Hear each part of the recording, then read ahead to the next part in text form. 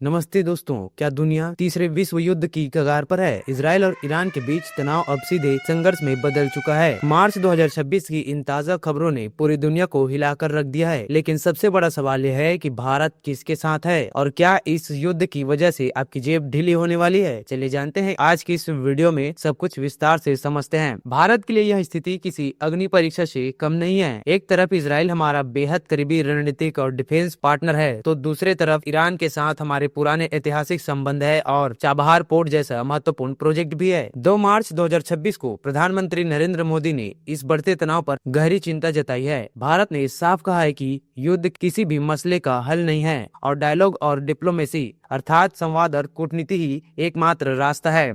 भारत ने इस हमले की सीधी निंदा करने के बजाय सभी पक्षों से संयम बरतने की अपील की है। पीएम मोदी ने खाड़ी देशों जैसे यूएई, सऊदी अरब और कतर के नेताओं से भी बात की है ताकि क्षेत्र में शांति बना रहे। भारत पर असर और क्यों आपकी चिंता बढ़नी चाहिए? यह युद्ध सिर्फ सरहदों तक सीमित नहीं है, इसका असर आपकी रसोई और आपके वॉलेट तक भी पड़ सकता है। पहला, कच्चे तेल की कीमतें। भारत अपनी जरूरत का 90% तेल इंपोर्ट करता है। खाड़ी देशों में तनाव के कारण ब्रेंट क्रूड ऑयल की कीमतें $82 प्रति बैरल को पार कर चुकी है और इसके $100 तक जाने का डर है। इसका सीधा मतलब है महंगा पेट्रोल और डीजल।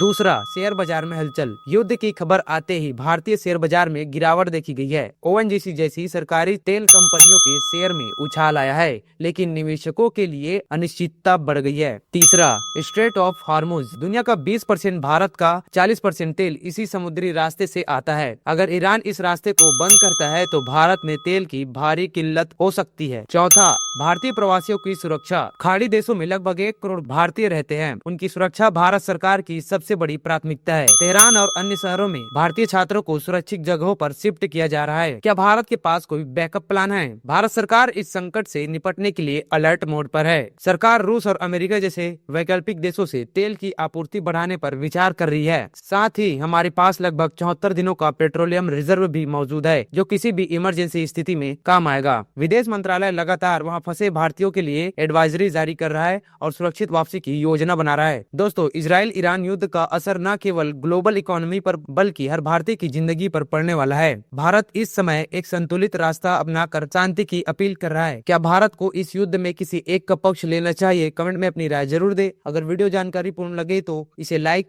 शेयर और सब्सक्राइब भी जरूर कीजिएगा। धन्यवाद।